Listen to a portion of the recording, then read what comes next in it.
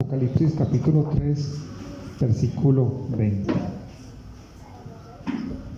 Nos demos unos segundos de espera mientras buscamos el texto para que podamos acomodarnos todos aquí en el templo, podamos estar atentos al mensaje.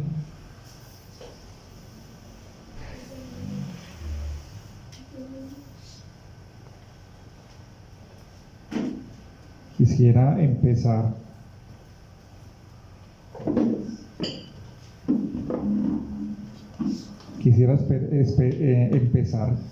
pero quisiera que todos estuvieran aquí ya listos. Apocalipsis capítulo 3, versículo 20. Como les venía diciendo, es un texto muy conocido. Y vamos a leerlo.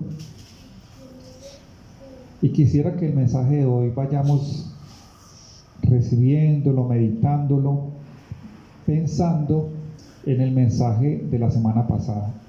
Tratemos de recordar el mensaje que Dios nos trajo a través de nuestro pastor Gerson la semana pasada y que vayamos relacionándolo con lo que el Señor quiere hablarnos el día de hoy. Y el título del mensaje de hoy es: El Rey está llamando. El Rey está llamando. Apocalipsis 3:20 dice la palabra del Señor: He aquí yo estoy a la puerta y llamo. Si alguno oye mi voz y abre la puerta, entraré a él, cenaré con él y él conmigo. Amén. De hecho, ahorita Leo también nos compartía un versículo que decía: venid a mí, venid a mí. El Rey está llamando. Vamos a orar. Amado Padre Celestial, en esta mañana queremos darte gracias, Señor, por esta oportunidad tan grande y este hermoso privilegio, Señor, de poder hoy meditar, estudiar, compartir tu palabra. El Rey está llamando. El Rey está llamando. Vamos a tener como versículo central, versículo clave, este versículo de Apocalipsis, pero vamos a ir tomando otros versículos. Quisiera iniciar contándoles una historia bíblica. Quizás no es una de las historias más conocidas, aunque sí se ha llevado al terreno cinematográfico, quizás mucho más romántica de lo que pudiera parecer la historia. Resulta que en el libro de Esther se nos cuenta la historia de un rey llamado Asuero. El nombre que le dan al rey allí quizás sea un poco desconocido para nosotros, pero es el mismo rey Jerjes que ha sido llevado o representado en el cine, en películas como 300, en otras. Ese es el rey Jerjes, ya pues con mucho más arte cinematográfico, el rey Asuero, y nos cuenta la historia de un rey, de este rey persa, que tenía bajo su mano muchos pueblos, naciones, personas, y en cierta ocasión este rey le da por hacer un festejo, una fiesta enorme, gigante, para mostrar la gloria de su imperio, de su poder. Así que cita a todos los pueblos que están bajo su mando, bajo su dominio, y hace una fiesta de 180 días, prácticamente medio año. Sirvió vino, sirvió comida, hubo festejos, me imagino que hubo bailes, todo lo que puede uno imaginarse en medio de una fiesta o una celebración de un rey pagano que tenía poder, que tenía dinero, que tenía dominio sobre muchos hombres y naciones. Una fiesta de 180 días, pues puede usted imaginarse, para celebrar la gloria de su reino y de su imperio. Y es algo muy curioso: en medio de esa fiesta dice que se sirvió vino y que cada vaso era un vaso diferente. Nosotros cuando compramos porcelana generalmente compramos todo el juego completo, ¿cierto? A duras penas 8, 10, 12 y mucho. Y el juego completo, que sea un juego, pues los vasos que hagan todos juegos. Pero este rey sirvió vino a esa multitud de gente y cada vaso era un vaso diferente, posiblemente representando la fastuosidad, la gloria de su imperio. Era tan digamos, vasto su imperio, tan rico, y un rey tan poderoso que podía darse el lujo de que a cada persona le servía el vino en un vaso diferente, distinto. Cuando terminan los festejos, el rey hace una fiesta más íntima, un festejo por otros 7 días, pero aquí ya cita a las personas más cercanas, sus principales. De todas maneras, era mucha gente. Y entonces el rey, alegre con su fiesta, alegre con el vino, decide mostrar también la gloria de su reino, de su imperio, por medio de su esposa. Resulta que la esposa del rey Jerjes o Asuero era una mujer muy hermosa, conforme se esperaba de la reina de un rey tan poderoso en su momento. Entonces él quería también mostrar y hacer alarde, no solamente de su poder, de su riqueza, sino también hacer alarde de la hermosura de su mujer y mostrar también la gloria de su imperio a través de la belleza y la hermosura de su esposa, llamada Vasti. Así que entonces él llama a los eunucos para que llamen a la reina y se presente delante del rey. La historia bíblica o la escritura, la Santa Escritura no nos dice o no nos cuenta cuáles fueron las razones de la reina para no presentarse delante del rey. Lo que sí sabemos con toda seguridad es que ella no quiso presentarse delante del rey.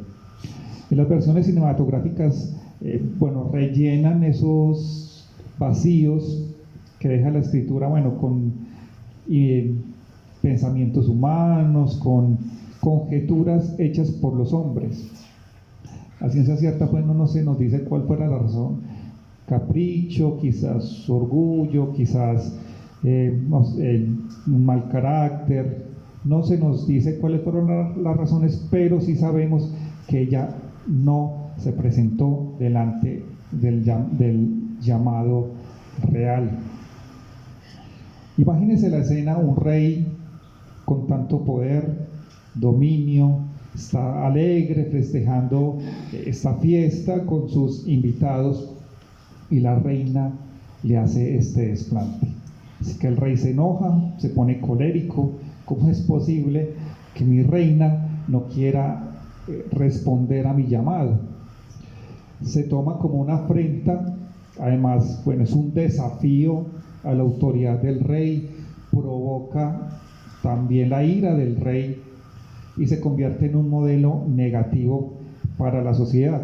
Entonces el rey Asuero, indignado, deshonrado, afrentado por la actitud de su reina, convoca a sus consejeros para ver qué decisión toma frente a esta reina. Y quisiera que vayamos allí a Esther para que leamos la decisión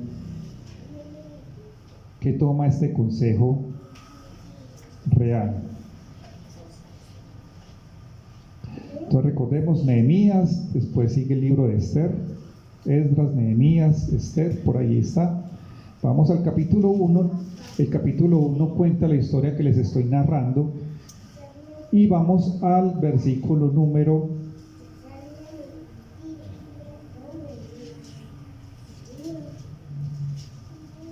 15. Vamos a leerlo ahí en el versículo 15.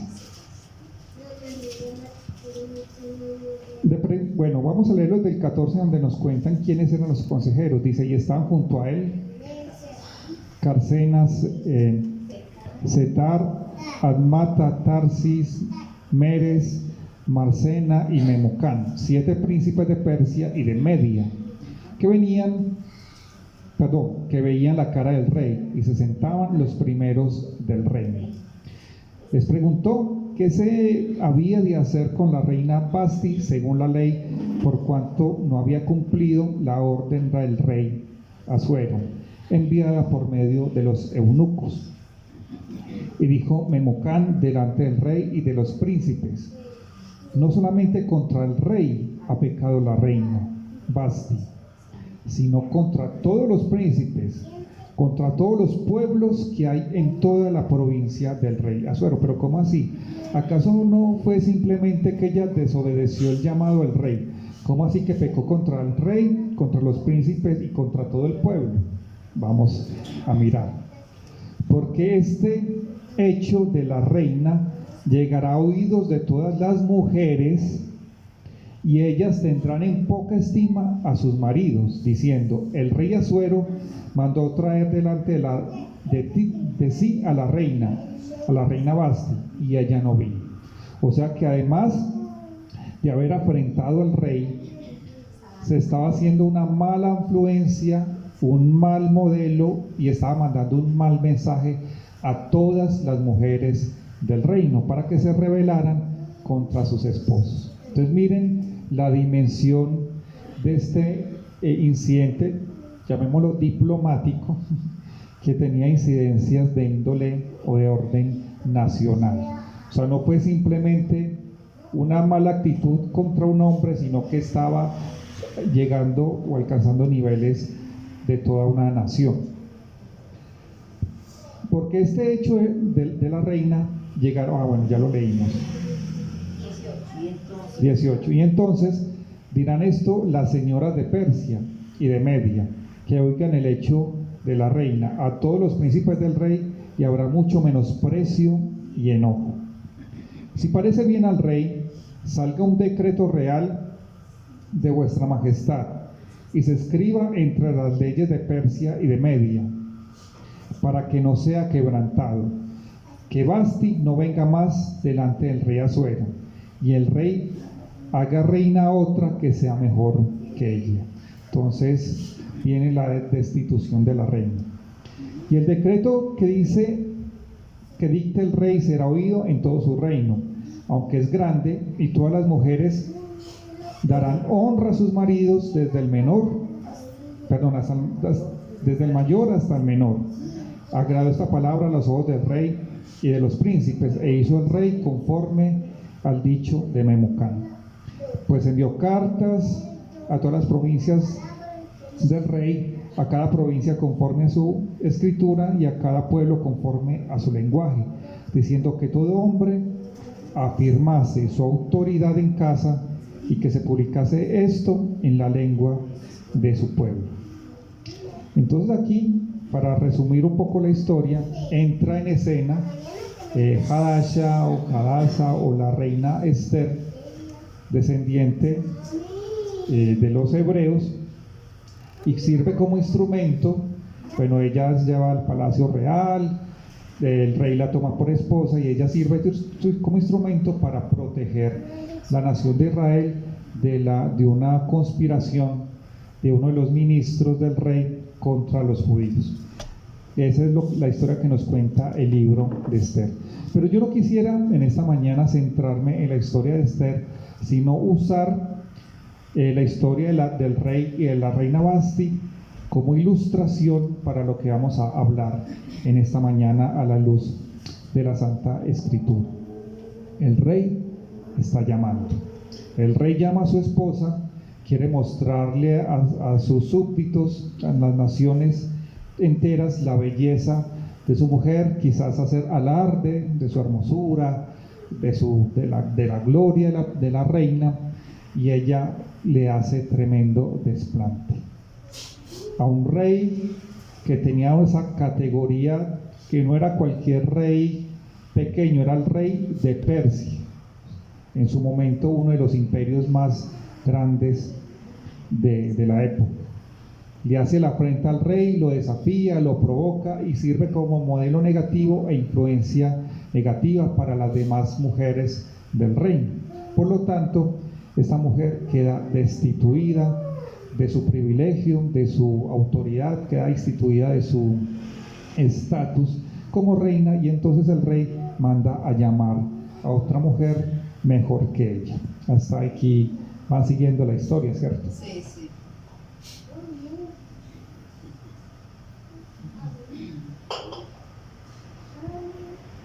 Ahora bien, vamos a ver y vamos a notar cómo esta historia de la reina, del rey Jerjes o Asuero y la reina Vasti se va repitiendo con el tiempo, con otros actores y en otros escenarios.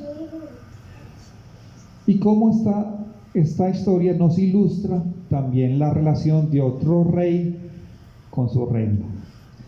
Vamos a ir al libro de Jeremías,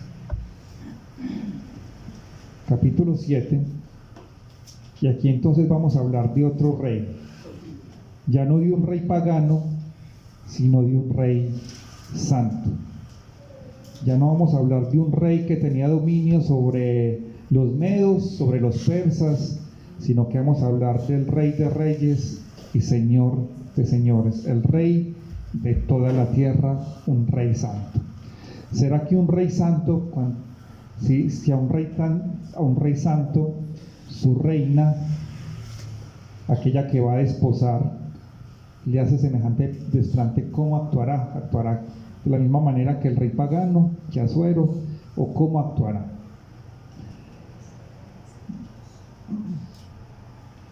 En la escritura, en el Antiguo Testamento se compara, y nosotros ya lo sabemos, al pueblo de Israel.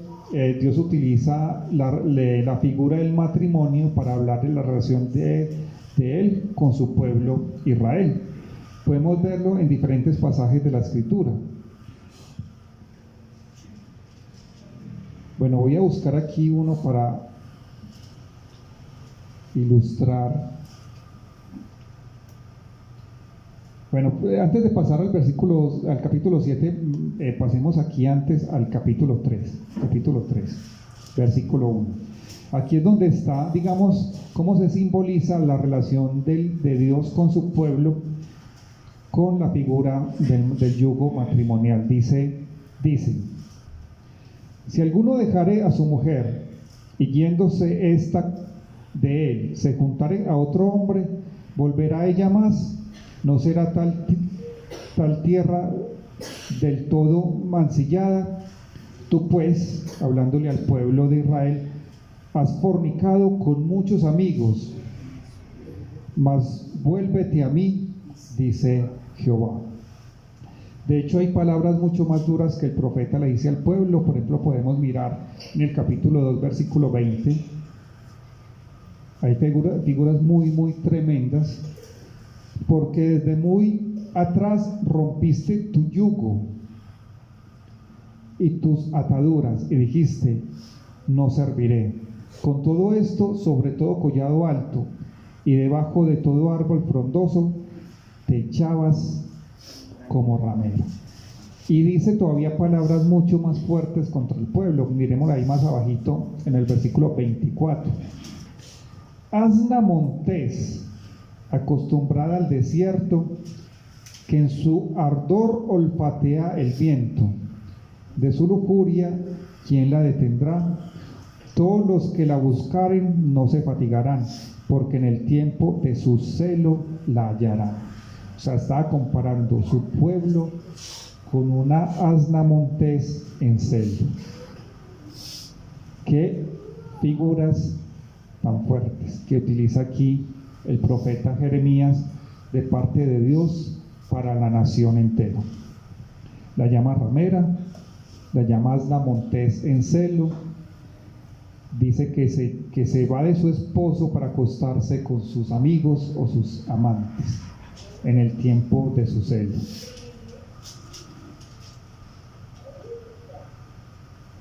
El rey y su reina, el rey y su pueblo. Pero miren lo bonito de este rey. Vamos a entonces ahora sí al capítulo 7, me gustaría que leyéramos versículo 13.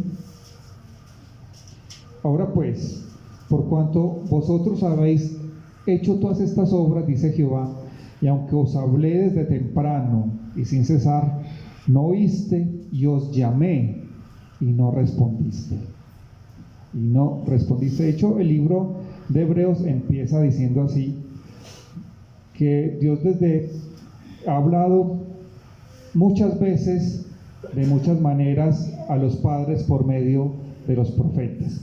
Y aquí el Señor una vez más nos está diciendo a su pueblo: yo los llamé sin cesar, pero no oíste, y os llamé y no respondiste. El rey estaba llamando a su pueblo infiel para que se volviera a él. Pero ¿qué dijo la nación entera de Israel? No respondió.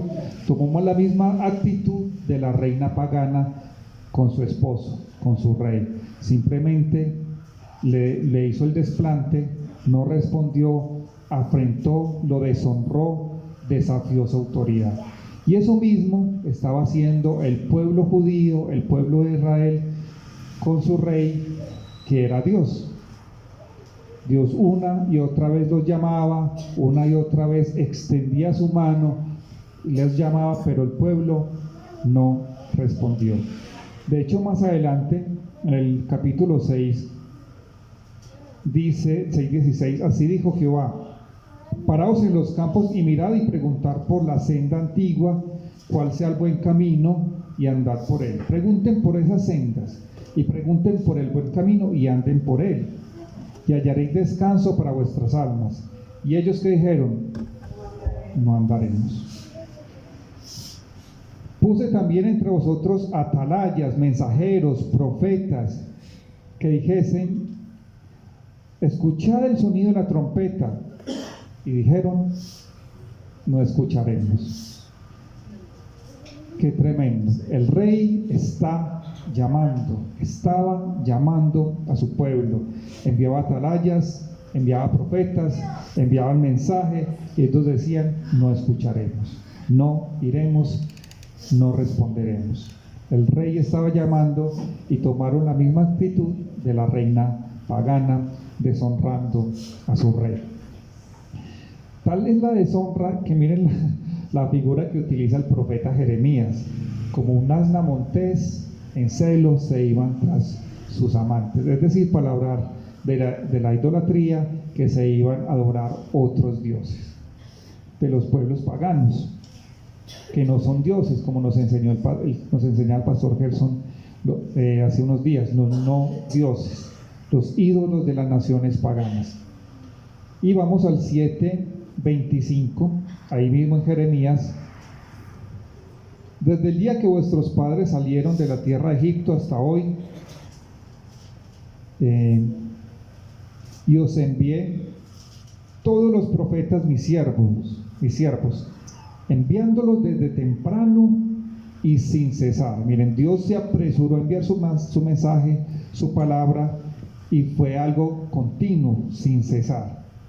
Pero no me oyeron, ni inclinaron su oído, sino que endurecieron su cerviz, o sea, el cuello, se irguieron de orgullo, e hicieron peor que sus padres. Tú pues les dirás todas estas cosas, pero no te oirán.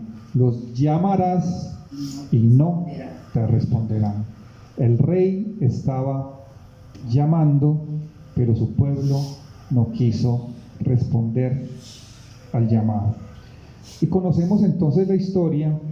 Tantas veces Dios llamó a su pueblo, extendía su misericordia, les enviaba a sus profetas, y ellos más bien preferían matar los profetas que escuchar el mensaje. Así que entonces Dios cierra la puerta para su pueblo y la abre para la iglesia. Envía a su Hijo Jesucristo. Primero lo envía a los judíos rechazan el mensaje, lo crucifican, y entonces tenemos el privilegio, la oportunidad de que se abra la puerta para los gentiles, es decir, para los judíos, es decir, para nosotros, para la iglesia.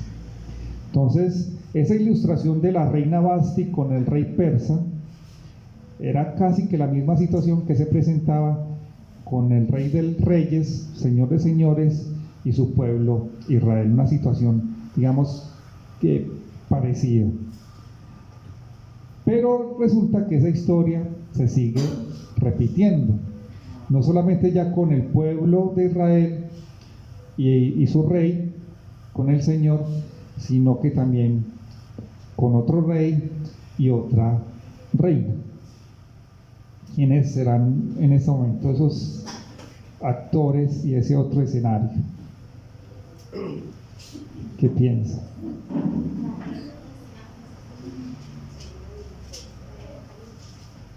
No se aventuran a...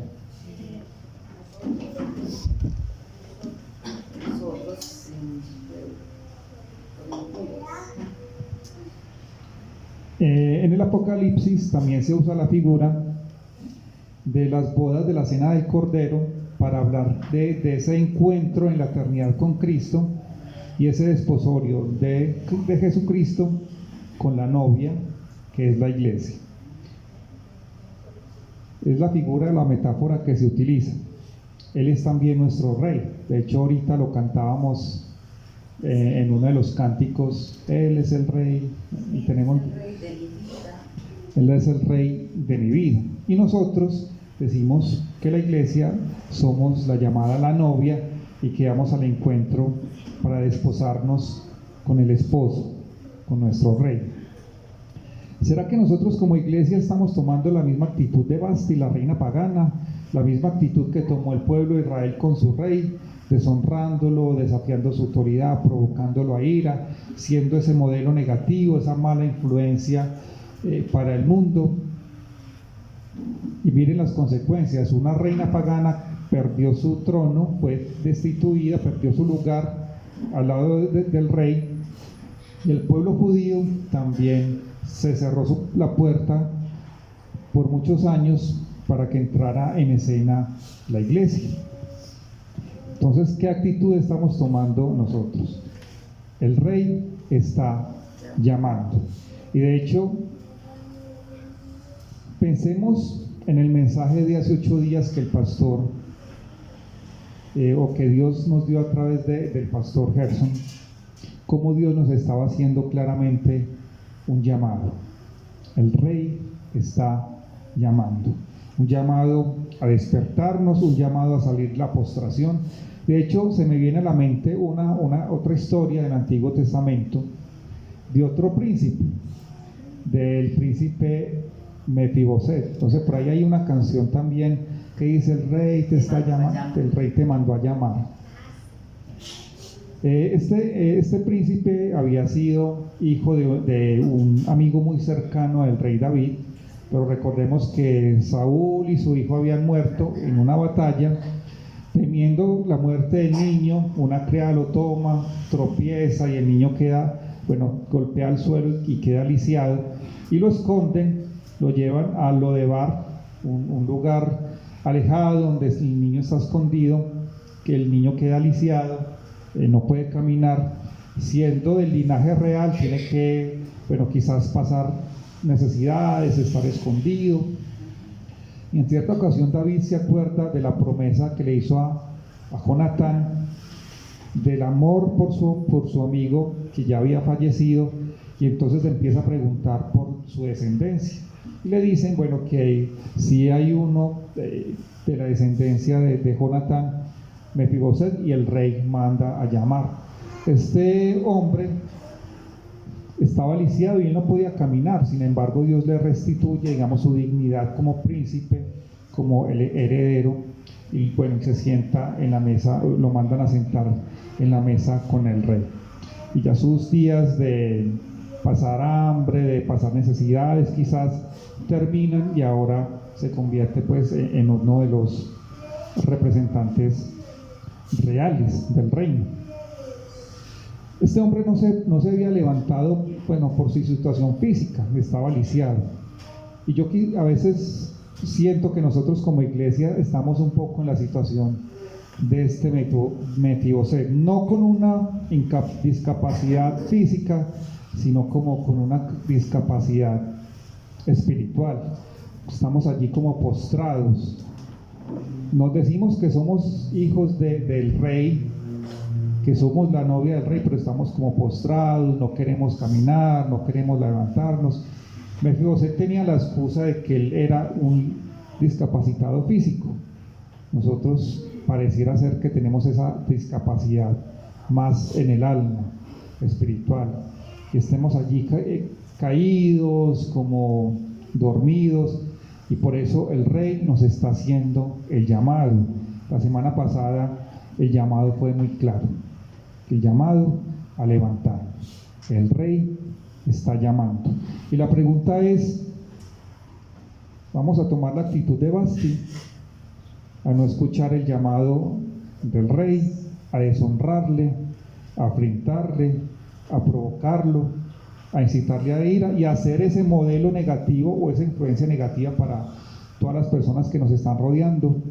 Porque miren que Vasti sirvió como esa influencia, o iba a servir como ese modelo negativo para todas las mujeres del reino. Y hay algo que nosotros pudiéramos plantear como un paralelo. Dios quiere, o Dios quiso mostrar su gloria a todas las naciones usando la nación de Israel, pero ellos no quisieron. Dios quería reflejar su gloria a través de la nación de Israel, así como el rey pagano quería mostrar la gloria de su reino, exhibiendo la belleza de su reino. Ni Vasti quiso, ni el pueblo de Israel quiso tampoco. Y Dios quiere también mostrar la luz de Cristo a todas las naciones a través de su novia, que somos nosotros, la iglesia. Por eso dice el Evangelio que nosotros somos la luz del mundo. Dios quiere mostrar su luz a través de la iglesia. La pregunta es, ¿nosotros queremos tomar la actitud de Vasti o del pueblo de Israel, o queremos realmente tomar y aceptar el llamado del Señor para mostrar su gloria en nosotros a todas las naciones y a todos los reinos de la tierra?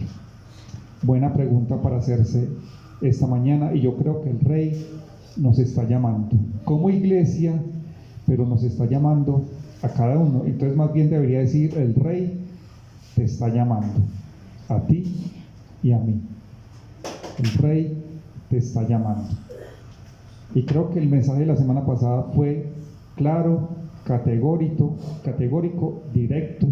El Rey nos está haciendo un llamado. No lo afrentemos, no lo deshonremos, no lo provoquemos, aceptemos su llamado. Miren lo que dice entonces aquí el versículo con el que iniciamos en esta mañana, Apocalipsis 3, 20. Y a mí me llama mucho la atención el mensaje a la iglesia de Laodicea. Ahora bien, el pastor está llevando el mensaje así expositivo por cada una de estas iglesias, y seguramente él profundizará mucho más el mensaje a Laodicea, pero yo quiero resaltar algunos aspectos, y es que miren cómo la iglesia contemporánea, por lo menos en Occidente, en esta parte del mundo, se parece mucho a lo que aquí se está describiendo. Versículo 15. Yo conozco tus obras. Bueno, pero leámoslo pues completo para que... 14. Y escribe al ángel de la iglesia en Laodicea: he aquí el amén, el testigo fiel y verdadero, el principio de la creación de Dios, o sea, Jesucristo, dice esto: yo conozco tus obras, que ni eres frío ni caliente. Ojalá fueras frío o caliente. Una iglesia que no toma posición, es decir, una iglesia que quiere quizás agradar a Dios y a los hombres. Una iglesia que no toma posición clara por la palabra, sino que está allí en la mitad. Está en un lado, en el otro, en la mitad, ahí. No toma posición radical. Ni es fría, ni es caliente. Que no se compromete, pero que tampoco se va al mundo, ahí. Pero por cuanto eres tibio y no frío ni caliente, te vomitaré de mi boca. Porque tú dices, yo soy rico. Y si nosotros vamos a mirar la iglesia cristiana, por lo menos en este lado del mundo, la iglesia cristiana físicamente es muy rica. Miren las iglesias cristianas en Norteamérica, hay catedrales de cristal, templos lujosos, templos enormes, donde hay mucho dinero. Quizás en Latinoamérica de pronto no tanto, pero hay pues en ciertos lugares hay templos muy, muy lujosos. Podríamos decir que la iglesia se ha enriquecido. Oígame cuántos dinero recogen en esas maratónicas en Enlace. Que dicho esa de paso, eso no es bíblico. y me he enriquecido, y de ninguna cosa tengo necesidad, y no sabes que tú eres desventurado, miserable, pobre, ciego y desnudo.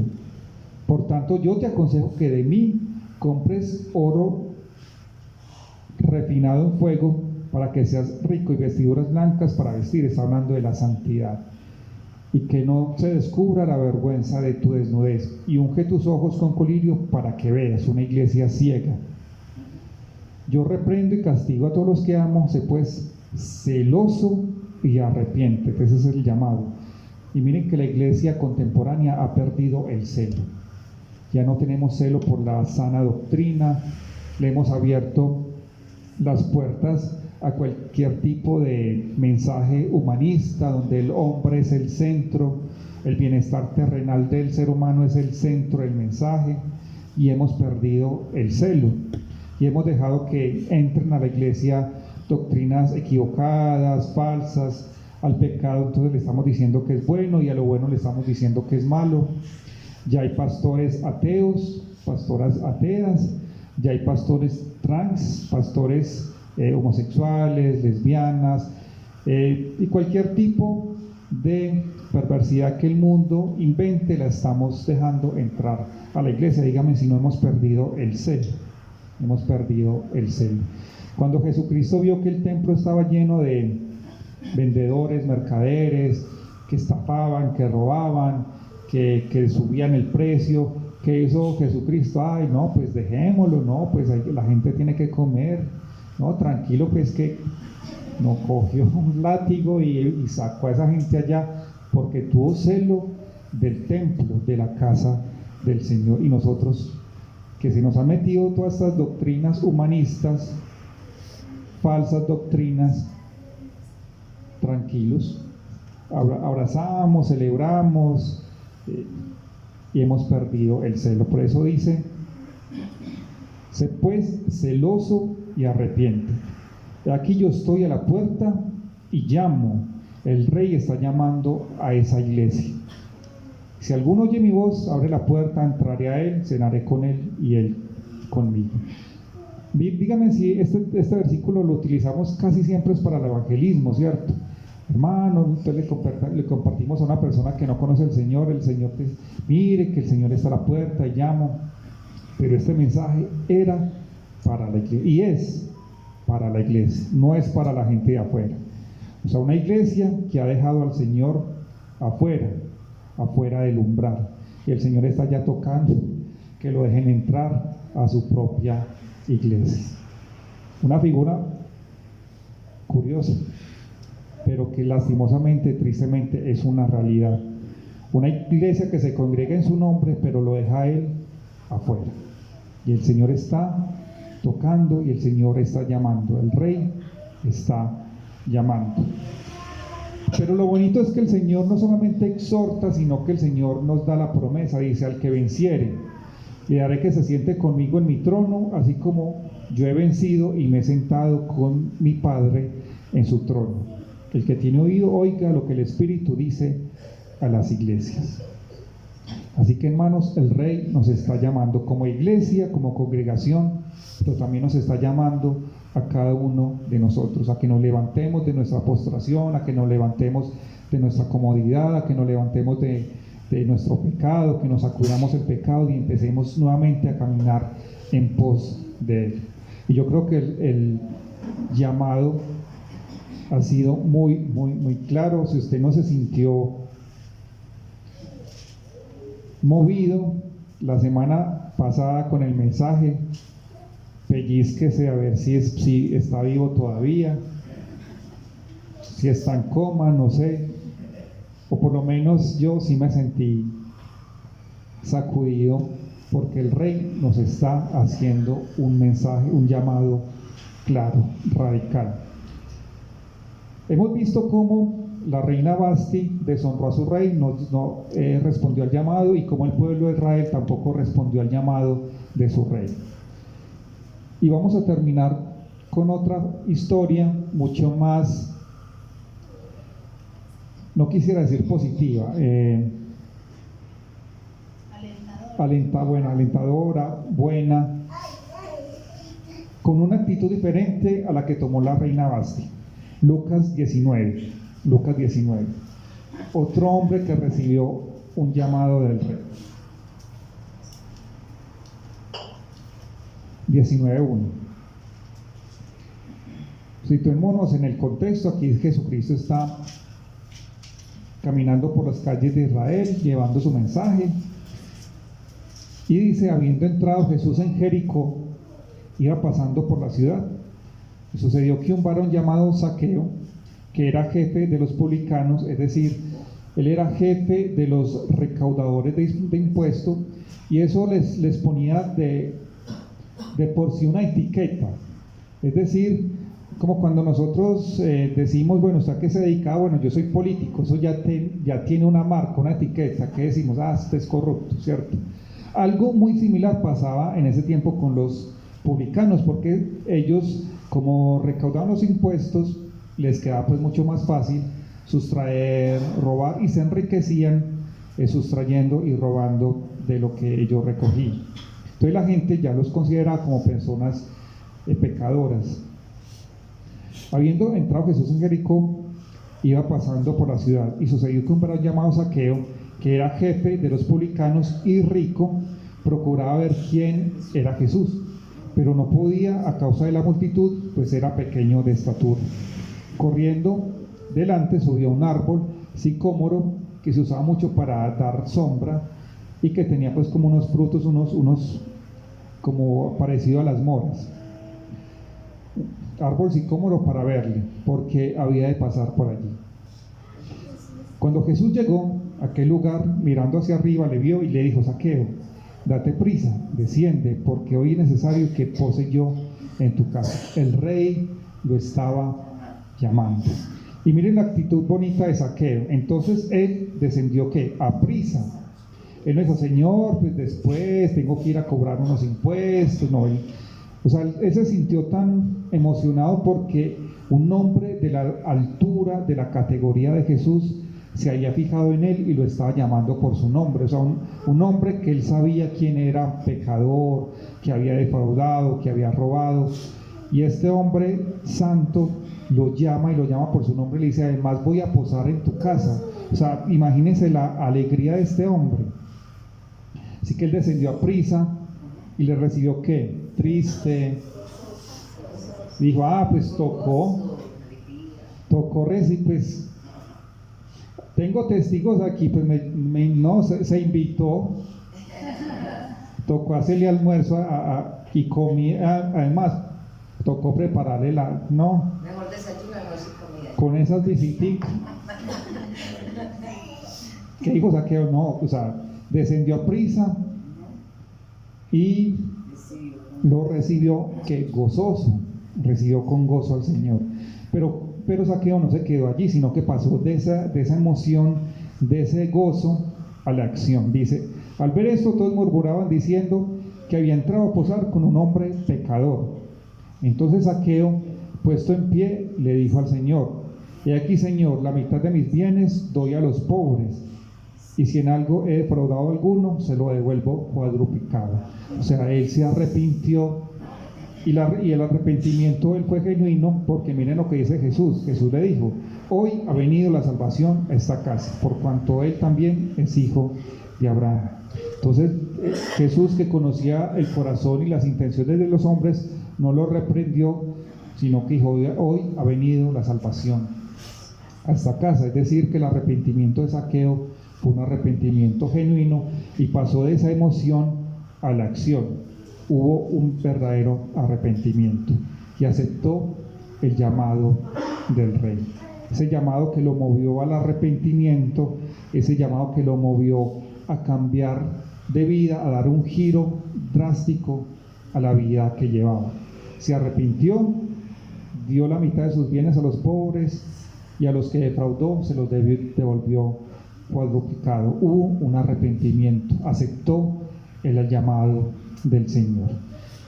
Entonces, más que la actitud de Vasti o la del pueblo judío en su momento, que nosotros podamos seguir el ejemplo de Zaqueo. El rey nos está llamando recibamos ese llamado con gozo y pasemos de esa emoción a la acción, que haya arrepentimiento genuino en nuestra vida y que aceptemos ese llamado del Rey. Vamos a orar en esta mañana para terminar con una palabra de oración. Amado Padre